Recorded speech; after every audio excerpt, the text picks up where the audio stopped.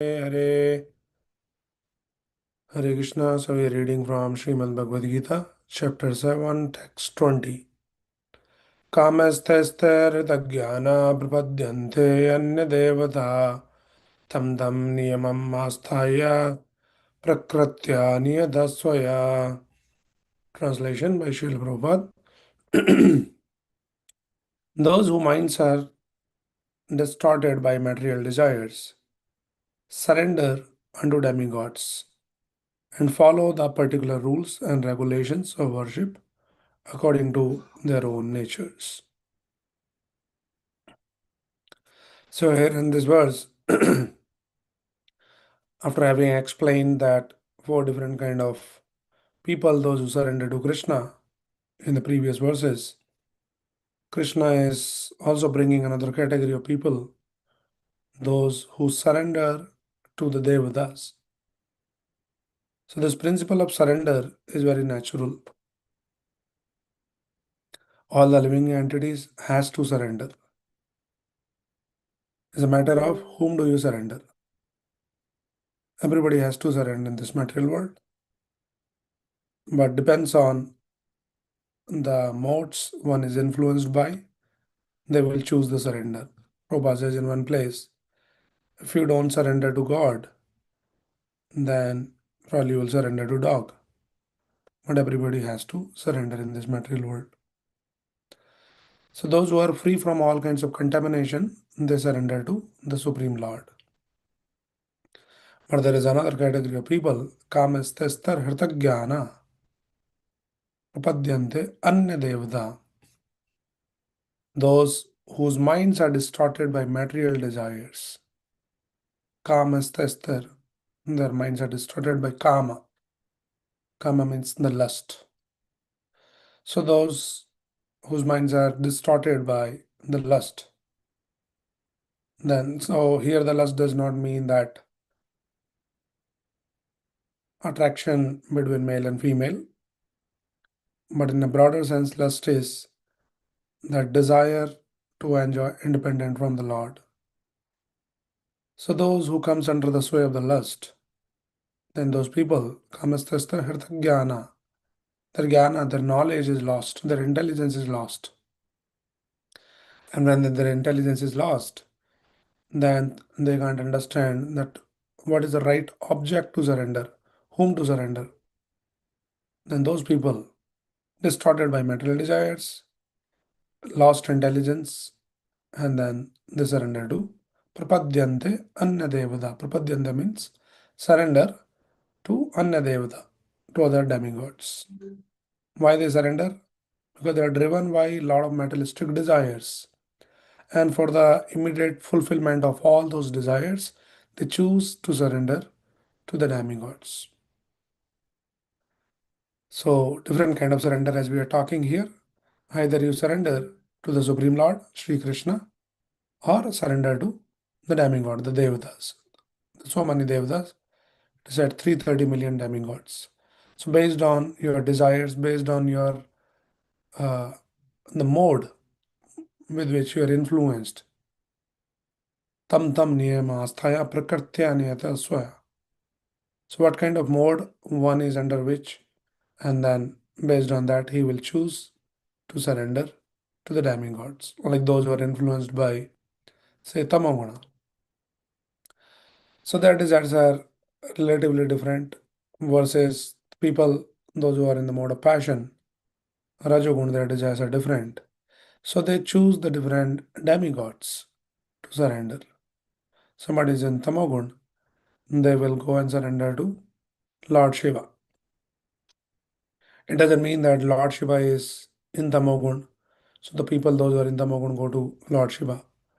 But Lord Shiva is very, very kind and compassionate that he give the benediction to the people, those who are in the mode of ignorance, those who have all kinds of desires in ignorance. So Lord Shiva is there to help them. So the idea is this kind of options are there. So the living entity had to start learning to subordinate himself, to surrender to someone. If they don't understand that they have to surrender to the Supreme Lord, or they don't have any knowledge about the Supreme Lord, then somewhere they should start. They should start accepting someone as an authority. So when the people, they are driven by all materialistic desires, to get those desires fulfilled immediately, they accept someone as an authority. That can you grant me those desires? And then if somebody is there to grant the desires, then that way they gradually start to learn, and in the due course they'll come to the level of ultimately surrendering to the Supreme Lord.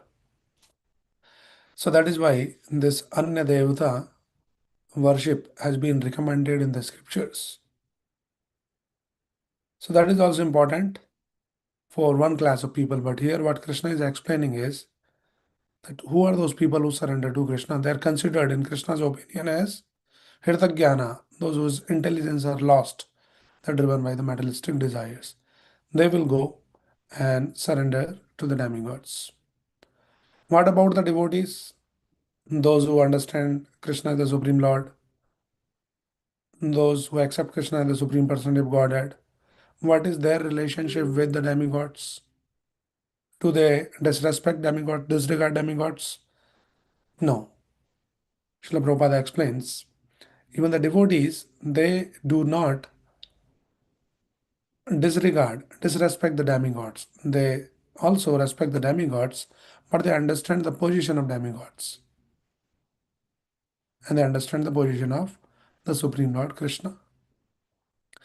So even the devotees also show the respects to the demigods, to the devatas. It is just like when you are driving on the road. At the crossroad, you see the traffic police. Then you have to follow his instructions. You might be a big man, you might be a big person, but still it doesn't give you the license to disregard the traffic police, who might be a petty officer. You might be a very big important person, but still we follow that. So in the same way, yes, we understand that we are devotees of Krishna, but still we respect the demigods. So it is just like respecting the traffic police is equal to showing respect to the government. So in the same way, devotees show the respect to the demigods with the understanding that ultimately all these demigods are also the devotees of the Lord. Ekala Ishvara Krishna or Sapabhratya.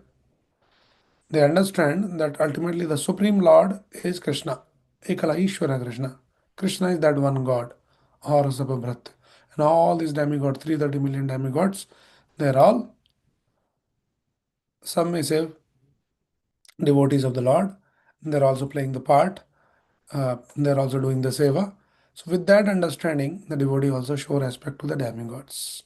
But they never approach the demigods for any benedictions. First of all, the devotees are free from all the desires. They should be free from all the desires. But in case a devotee who has any desire, for those desire to get fulfilled, he approach the Supreme Lord. They never go to the demigods because they understand the demigods are not independent from the Supreme Lord. If the demigod also has to, a devata has to give some benediction, that benediction also comes from Krishna only. So a devotee of Krishna, he is in knowledge of this understanding. That ultimately, it is Krishna who can grant any benediction. So they won't go to the demigods in any case, but still they show the respect to the demigods. But those who are not the devotees of Krishna, or those who doesn't understand about Krishna, they go to the demigods for their small desires. So there are two things. There are some small desires, and so many desires are there in this material world. We are all driven by so many desires. But gradually we have to get trained, that we have to get let go all those desires, and we should focus on the supreme goal.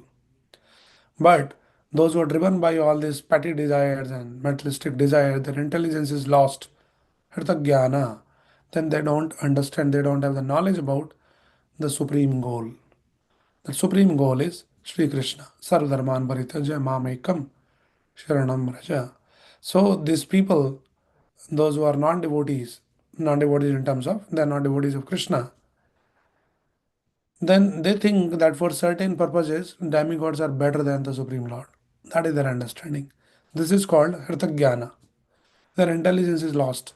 Oh, Krishna cannot give this. So let me better worship some demigod, some devta. Right? But then devotees always understand there's nothing that Krishna cannot grant. Krishna may choose not to grant, but it is not that it is not within his ability to grant. Sometimes Krishna may not give you something, some benediction. We can think of this example. The child goes to the medical shop with some money and he goes and asks for some medicine. Now, there can be two different scenarios. If this shopkeeper, the medical shop, that person is just, simple, he's a businessman. Child goes, he says, give me this medicine, and then here is your money. So then this shopkeeper doesn't care about anything else. He says, okay, you are giving me money, take this medicine. So sometimes that medicine might be a little harmful. It might have some content which is, you know, hazardous for the child to consume, like, some syrup, they have some alcohol or something like that, and the child is not supposed to consume. But this shopkeeper may not, bother about whether it is good for him or not. He is just interested only in his money. So you give the money and you take the medicine. This is scene one. Another scenario is the child goes to the shop, asks the medicine, but the shopkeeper happens to be his own father, the child's father. Then immediately he'll be alarmed. Hey, why are you asking this medicine? This is not good for you. He says, what is your business? I'm giving you the money. You just take money and give me. Why you're asking me all these questions? Whether it is good or not for me. But when this shopkeeper is the father, he doesn't care about that money. He says, nothing doing, you cannot have this medicine. So this is a very good example to understand that when we ask some benedictions, material benedictions, the demigods, as per the rules and regulations, you do this worship, some tapasya, some austerity or something you do. This is like a paying the fee, paying that money. And then demigod is bound to give you that if it is within his ability, within his capacity. So demigod say, okay, I'm happy you have given me this. You have offered this worship. You have done this tapasya. You offered something. So I'm bound to give you, take. Now I don't care whether it is good for you or not. But if it is Krishna, who is the supreme kind father, the most merciful, most loving father, if somebody goes to Krishna and asks this, then Krishna will consider that shall I grant this benediction to him or not? And if Krishna sees that granting this benediction, this material desire to fulfill, it might take this person away from me. He might forget me, or he might get deviate from me. He might turn away from me. Then better I'll not grant this benediction. Rather, sometime Krishna go to another extent in case of his pure devotees. That something is coming in their way to, full surrender to Krishna, then Krishna takes away all your material opulences. Shaham anugrahanami harishe tad dhanam shanai. Krishna confirms that in the Bhagavatam. That when I show the special favor to my devotees, then I take away all their material benedictions. So Krishna can go to that extent. What to say about giving the material benediction, but he takes away the material opulence sometime to show the special favor. So this is the difference between surrendering to Krishna versus surrendering to the demigod. So those who are Hritagyana, lost intelligence, they go and surrender to the demigods for the fulfillment of their materialistic desires. Right. But now another thing that we need to understand here, you worship the Devata, you get all your desires fulfilled. But those desires, those benedictions given by the Devatas, they are not worthy of calling the benedictions. They are actually not the benediction. In fact, when Hiranyakashipu he performed a severe austerity in the Srimad Bhagavatam 7th canto, we read this, and then he pleased Brahmaji. Brahmaji, being pleased with his austerity, he appeared and he says, I'm very happy. Ask me what benediction. And then Hiranyakashipu has a lot of benedictions. Brahmaji granted all those benedictions with a warning. He gave the warning to Hiranyakashipu. What warning he says?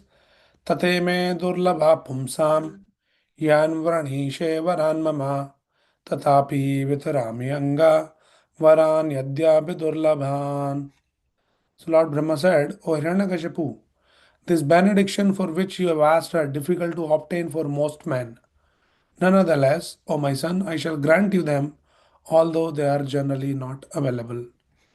So here in this verse, Prabhupada explains very important principle. Prabhupada says material benedictions are not always exactly worthy of being called benedictions. If one possesses more and more, a benediction itself may become a curse. For just as achieving material opulence in this material world requires great strength and endeavor, maintaining it also requires great endeavor. Lord Brahma informed Hiranyakashipu that although he was ready to offer him whatever he had asked, the result of the benediction would be very difficult for Hiranyakashipu to maintain. See, this is the nature of the material benedictions. So when somebody goes to the Devatas and asks this boon, and Devata can grant, but now we should understand from the Bhagavatam that they are not worthy of calling the benedictions. It will be actually turn out to be curse. This is the nature. To achieve those benediction, hard labor is involved, and then to maintain, there is hard labor and there is a constant fear to lose that. This is the nature of all these material benedictions. So those people, those who go to the devatas for all this, their mind is distorted by material desires, their intelligence is lost, and they go and worship the devatas. And devatas grant, but this is what they will get. Everything is temporary in this material world. So the nature of all these material benedictions are like that. There's a lot of hope that if I get this, then I'll be happy. But then once having achieved, then it does not meet the expectation. After achieving, you realize, oh my God, I'm still not happy. I thought if I get this, then I'll be so satisfied, so contented. But now I got this. I'm not still happy. Still, there is a hankering in the heart. And then ultimately, that will lead to distress. Krishna confirms that. ये ही संस्पर्शजा भोगा दुःख योनया एवते आदि अंतवंतु कौन्तेय न तम न तेषु रमते बुधा. So Krishna confirms that all this material benediction that you want to enjoy in a material way, then this is actually dukkha yona evade. This is the source of dukkha. All these material desires, material benedictions turns out to be the source of the miseries. The miseries, why miseries? Uh, in so many ways. One thing that Krishna explains here is Adi Antavantu Kaunteya. Because this material benediction is temporary. Krishna will confirm in these verses, series of verses going forward, the seventh chapter, Bhagavad Gita. But Krishna confirmed already in the fifth chapter, Adi Antavantu Kaunteya. Nature of these material desires and material benedictions are the begins and the end soon. And as soon as it is finished, then there is a pain. While you are having, there is a fear, and when by nature it is temporary, it will be gone, then there is also, it is very painful. So that is why even we see in the Srimad Bhagavatam, Dhruv Maharaj, who was also driven by those desires, and then he worshipped the Lord. The only uh, the blessings that Dhruv Maharaj got was he contacted a pure devotee of the Lord, and that is how he was properly guided. Most of the people, if those who are not fortunate enough, they're driven by the desires and they're not properly guided. But in case of Dhruv Maharaj, he was guided by a pure devotee, Narad Muni, and then under his guidance, he worshipped the Supreme Lord. And then finally, Lord appeared, and Lord says, I'm very happy now. I'm ready to grant whatever you ask. Ask me what you want. And that is when the Dhruv Maharaj, he says, Sthana Bilashi Tapasi Sthitoham Tam Praptavan Jnanamunindra Guhyam Kachan vichinvan bin divyaratnam swamin kadartho navaram nayache. So as soon as he saw the Lord, then immediately the good intelligence came into him. But the Devatas, those who worship the Devatas, they're sad as Hirtagyana, their intelligence is lost. But one who worship the Supreme Lord, then if somebody's intelligence is lost, by worshipping the Supreme Lord, the good intelligence will come. Then Dhruv Maharaj, when he got the good intelligence, then he's saying that, my dear Lord, I don't want anything. What I was asking for the broken pieces of glass, but now I got the diamond. So you see that Dhruv Maharaj, he has labeled all these material benedictions as broken pieces of glasses. Why they are called the broken pieces of glasses? Two reasons. One thing is the broken pieces of glass. It is worthless. There's no value to it. Like sometimes the glass drops from your hand and it just become broken pieces. You have to just trash it. What is the value of that? So Dhruv Maharaj here, he is labeling these material benedictions as broken pieces of glass, saying that it is all useless. What is the point of working so much, so hard, doing austerities and all of that, ultimately to get something which is useless? That is one. Also, another thing is these broken pieces of glass, not only they are worthless, useless, but they're also very dangerous. Broken pieces of glass. Sometimes, when something is broken like that, how carefully we have to handle it. Otherwise, just little inattentiveness, immediately there might be cut and blood. So it is very, very dangerous. So this is the nature of these material benedictions. They're all worthless, they're dangerous. That is why our Acharya, they sing song, the Narottam Das Thakur, Gora Apahu, na Bhaji Gunainu. So in that song, he says, um, Vishaya Vishama Visha Satat Khainu, Gora Kirtana Rase Magana Nahainu. So he says, if constantly somebody is Vishaya Vishama Visha Satat Khainu. So he's saying this Vishaya. Vishaya means to enjoy in this material world, all this material benedictions.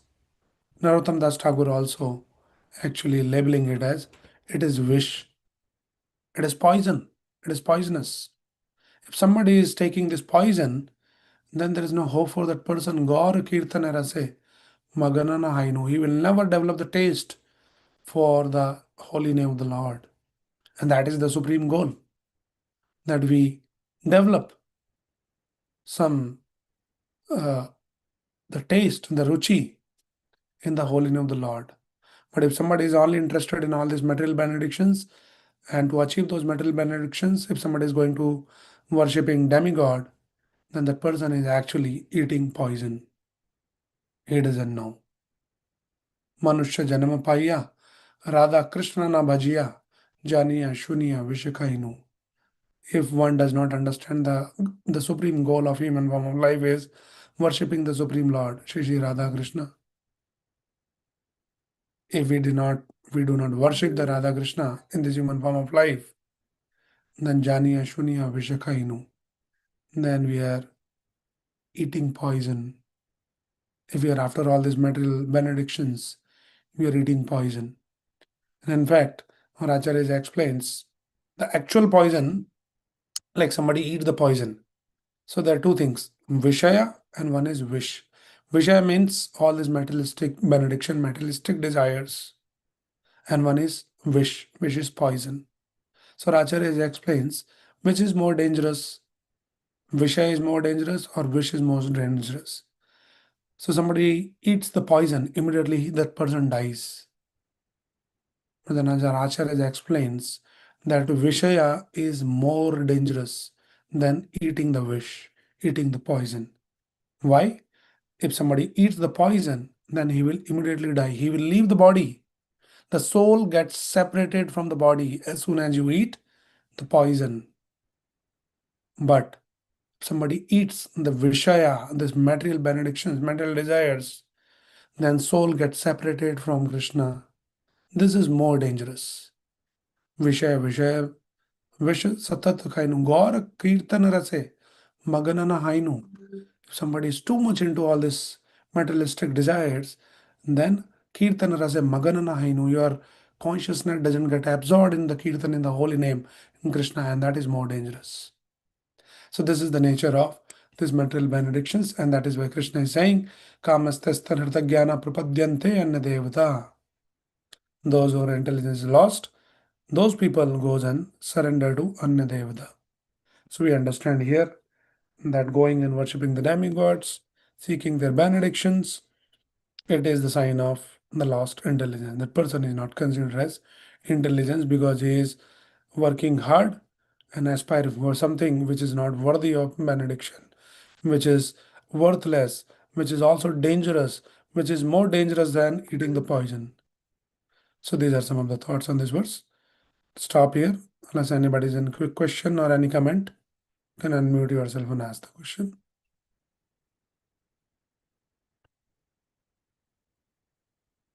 Okay, and there is no question. We'll stop here.